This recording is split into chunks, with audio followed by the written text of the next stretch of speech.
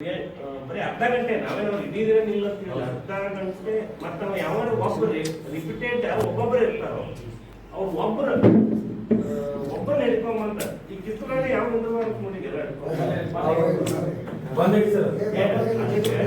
ಅದಕ್ಕಾಗಿ ಸಿಂಪಲ್ ಈಗ ಅಂದ್ರೆ ಇಡೀ ಕ್ಲಾಸ್ ಮಾಡ್ತೀವಿ ಅಲ್ಲಿ ಯಾವ ಬಂದಿಲ್ಲ ಏನಂದ್ರೆ ಅಲ್ಲಿ ನೋಡ್ಕೊಳ್ತೀರಿ ಈವ್ನಿಂಗ್ ಟೈಮ್ ಸ್ಕೂಲ್ ಟೈಮ್ ಯಾರಿಗೂ ಫೋನ್ ಮಾಡಿ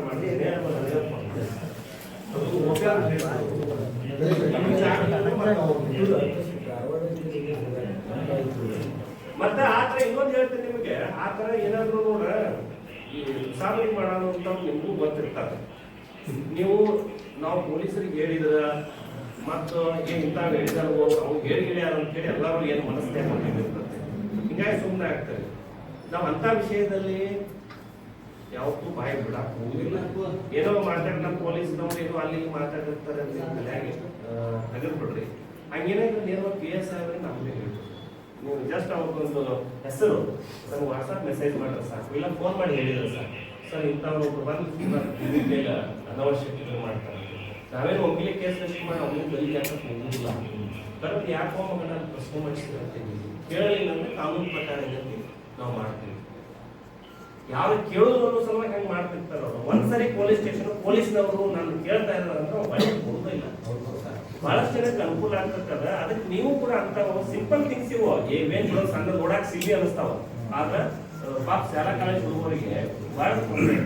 ಇದನ್ನ ಯಾಕೆ ನಾವು ಈಗ ಮಾಡಿದ್ರು ನಮಗೆ ಫೋನ್ ಮಾಡಿದ್ದು ಇದನ್ನು ಯಾವುದೂ ಹುಡುಗಿ ಫೋನ್ ಮಾಡಿ ನನಗೆ ಹೇಳ್ತು ಏನಂತೇಳಿ, ಸರ್ ಹಿಂಗ ಅಲ್ಲಿ ಬಸ್ ಸ್ಟ್ಯಾಂಡ್ ಆಗೋ ಭಾಳ ನಮ್ಮೊಂಥರ ಸೇಮ್ ಅನಿಸ್ತಲ್ಲ. ಅದೇ ಹುಡುಗಿ ಹೇಳ್ತಾರೆ ಮತ್ತೆ ಅಲ್ಲಿವರೆಗೆ ಪಾಪ ಹಿಂಗಾದ್ರೂ ಹುಡುಗಿ ಹತ್ರ ನಮ್ಮ ನಂಬರ್ ಸಿಗ್ತದೆ. ಆ ಹುಡುಗಿ ಅಂದ್ರೆ ಅಷ್ಟರ ಅವಳ ಸೆನ್ಸ್ ಇದೆಯಲ್ಲ. ಈಗ ಅವ್ರು ಒಬ್ಬರು ಮಾಹಿತಿ ಕೊಟ್ಟು ಫೋನ್ ಮಾಡಿದ್ದಕ್ಕೆ ಇಡೀ ಎಂತ ನಮ್ಮ ಕಿತ್ತೂರು ನಾವು ಮಾಡಿ ಎಲ್ಲರಿಗೂ ಅನುಕೂಲ ಆಗ್ತಿಲ್ಲ. ಹಂಗ ಮತ್ತೆ ನೀವ್ ಯಾಕೆ ಮಾಹಿತಿ ಕೊಡ್ಬಾರ್ದು? ನೀವು ಅಂತ ಮುಖ್ಯವಾಗಿ ಮಾತಾಡುವ ನಾವೇ ನೀವೇ ಯಾಕೆ ಫೋನ್ ಮಾಡ್ರಿ ಎಂತ ಏನೂ ಇದಿರುವುದಿಲ್ಲ. ಇಂಥದ್ದೊಂದು ಇದಕ್ಕೆ ಇದು ಸಾರ್ವಜನಿಕ ಉಪಯೋಗ ಆಗುವಂಥದ್ದಿಲ್ಲ. ಇದು ಯಾರಿಗೆ ನೋಡ್ರ ನಿಮ್ಮ ಕುಟುಂಬಕ್ಕೆ ನಿಮ್ಮ ಮನೆತನಕ ಮಕ್ಕಳಿಗೆ ಅಂತ ಅಷ್ಟೇ ಅಂತಲ್ಲ, ಟೋಟಲ್ ಎಂಟೈರ್ ಸಾರ್ವಜನಿಕ ಉಪಯೋಗಕ್ಕೆ ಆಗುವಂಥದ್ದು ಇವೆಲ್ಲ.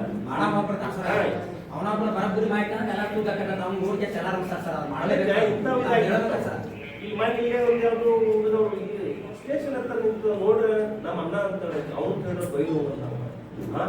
ಈ ಹುಡುಗಿ ನೋಡ್ರಿ ಹೈಸ್ಕೂಲ್ ಹುಡುಗಿ ಏನ್ ಅರ್ಥ ಎಲ್ಲಿ ಕಾಲ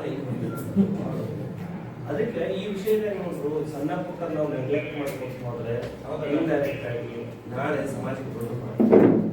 ಅದಕ್ಕೆ ಅವ್ರು ಇನಿಷಿಯಲ್ ಸ್ಟಾರ್ಟಿಂಗ್ ಇವು ನಾವು ಹೇಳುದಿಲ್ಲ ಸರ್ ಏನ್ ಬಿಡೋ ಹುಡುಗೋರು ಅಂತೇಳಿ ನೆಗ್ಲೆಕ್ಟ್ ಇದೇನು ಒಟ್ಟು PSI CBI ಫೋನ್ ಮಾಡಿ ಹೇಳುವಂತ ವಿಷಯ ಏನಂತ ಅನ್ಸುತ್ತೆ. ಆದ್ರೆ ಅತಿ ಜವಾಬ್ದಾರಿ ಸಾಮಾಜಿಕ ಜವಾಬ್ದಾರಿ ಇರುವಂತ ಪ್ರತಿಯೊಬ್ಬರು ಕೂಡ ಅದನ್ನ ಹೆಚ್ಚಿಕೋಬೇಕಾಗ್ತದೆ. ಅದಕ್ಕೆ ಅಂತವ್ನು ಹೇಳಿ ಎಲ್ಲೇನು ಈ ಒಂದ್ ದಿವಸ ಬೇರೆ ಬೇರೆ ಅಂತ ಏನಾರೇ ಅವು ನಡೀತಿತ್ತು ಒಂದ್ ದಿವಸ ಹೆಚ್ಚು ಕಡಿಮೆ ಆಗುತ್ತೆ. ಇಂಥವ್ರು ನೀವು ದಯವಿಟ್ಟು ಅಂತವ್ರು ಮಾಹಿತಿ ಕೊಡ್ಬೇಕು. ಹೇಳಿದಲ್ಲ ಇಂಥ ವಿಷಯನ ಮುಕ್ತವಾಗಿ ಏನ್ ಹೇಳ್ತೀನಿ ಏನು ತೊಂದ್ರೆ ಇಂಥವನ್ನೇ ಕಿರಿಕಿರಿ ಮಾಡ್ತಾನೆ ಅಂತ ಹೇಳಿದ್ರು ನಮ್ದೇನು ಅಭ್ಯರ್ಥಿ ಇಲ್ಲ.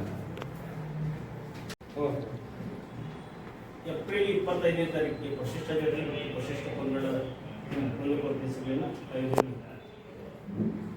ನಾವೇನು ಹೇಳಿದ್ವಿ ಉಳ್ಳಾಗಡ್ಡಿ ಸರಿಗೆ ಸಮಾಜ ಕಲ್ಯಾಣ ಸುಮಾರು 34 ಇಲಾಖೆ ಎಲ್ಲ ಅಧಿಕಾರಿಗಳ ಮೇನ್ ಅಧಿಕಾರಿಗಳನ್ನ ಬರಬೇಕಂತ ಅವ್ರು ಮೊದಲ ಸುಮಾರು ದಿನಗಳಿಂದ ನಾವು ಅವ್ರಿಗೆ ಹೇಳ್ಕೊತಿದ್ವಿ. ಆ ಪ್ರಕಾರ ಅವರು ಸಭೆ ಆಯೋಜನೆ ಮಾಡಿದ್ರು, ಆದ್ರೆ ಮೇನ್ ಅಧಿಕಾರಿಗಳು ಬರಲಿಲ್ಲ. ಅಂತ ಸಂದರ್ಭದಾಗ ನಾವು ಹಿಂದಕ್ಕಿಂತ ಏನು ಸಭೆ ಮಾಡಿದ್ವು ಆ ಸಭೆದೊಳಗೆ ಏನು ಚರ್ಚೆ ಇತ್ತು ಅದ್ರ ಬಗ್ಗೆ ಓದಿಕಾರ ಇವರಿಗೆ ಕೊಡ್ರಿ. ಪ್ರತಿಯೊಂದು ಇಲಾಖೆದವರು ಸಪ್ರೇಟ್ ಕುಂಡಿಸ್ಬೇಕಾಯ್ತು. ಒತ್ತಡೆ ಅಧಿಕಾರಿಗಳು ಕುಂಡಿಸ್ತು, ಒತ್ತಡೆ ವಶಿಷ್ಠ ಜಾತಿ ಮತ್ತು ವಶಿಷ್ಠ ಪಂಗಡದ ಜನಾಂಗ ಕುಂಡಿಸ್ಬೇಕು.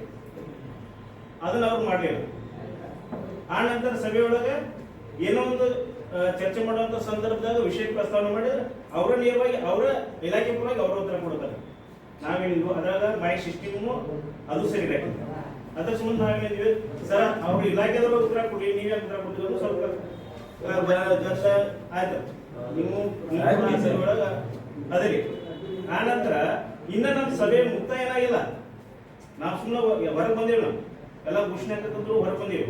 ನಂತರ ಅದ ಸಭೆ ಒಳಗ ಇನ್ನೊಂದು ಸಭೆಗೆ ಲ್ಯಾಪ್ಟಾಪ್ ಏನೋ ಬ್ಯಾಗ್ ತಯಾರು ಮಾಡೋ ಕಾರ್ಯಕ್ರಮ ಇಟ್ಕೊಂಡು, ಅಂದ್ರೆ ಇಷ್ಟ ಒಂದು ಪರಿಶಿಷ್ಟ ಜಾತಿ ಮತ್ತು ಪರಿಶಿಷ್ಟ ಪಂಗಡದ ಜನಾಂಗದ ಇಷ್ಟ ಬೇಜವಾಬ್ದಾರಿತನದಿಂದ ಅಧಿಕಾರಿಗಳು ಈಗ ನಡೆಸ್ತಾರೆ. ಈಗ ನಮ್ಮ ನೋಡಿ ಅದ ಬೈಲೋಗದಾಗ ಅಚ್ಚುಕಟ್ಟಾಗಿ ಕಾರ್ಯಕ್ರಮ ಮಾಡ್ತಾರೆ. ನಾವು ಒಂದು 2 ದಿವಸ ಬಿಟ್ಟ ಮತ್ತೊಂದು ಪೂರ್ವ ಸಭೆ ಕರೆದವು, ಪ್ರೆಸ್ ಮೀಟಿಂಗ್ ಮಾಡಿದ್ವು.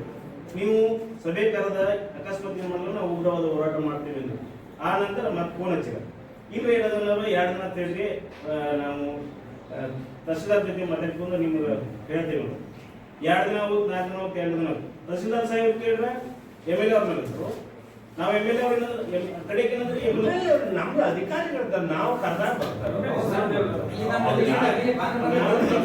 ಸರ್ ನಾವು ಅಂದ್ವಿ ಅವ್ರಿಗೆ ನಾವು ಅಧಿಕಾರಿಗಳು ಮಾಡಬೇಕು ಮಾಡಿ ಕರೆದಾಗ ಅವ್ರು ಬರ್ತಾರೆ. ಅದು ನಾವು ಅಂದಿಲ್ಲ ಅವ್ರಿಗೆ.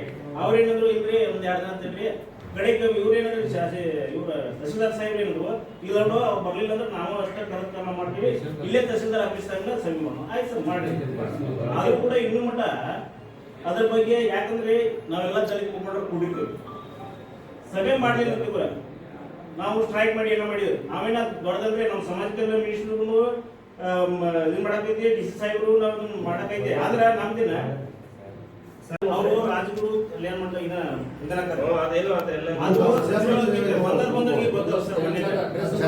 ನಮಗೂ ಕೂಡ ಸರಿಯಾಗಿ ಒಂದೇ ಗೊತ್ತವ್ರು ನಮ್ಗೆ ಅಲ್ಲಿ ಆಗಿರ್ಬೇಕು ಸರ್ ಅದನ್ನ ಯಾವುದು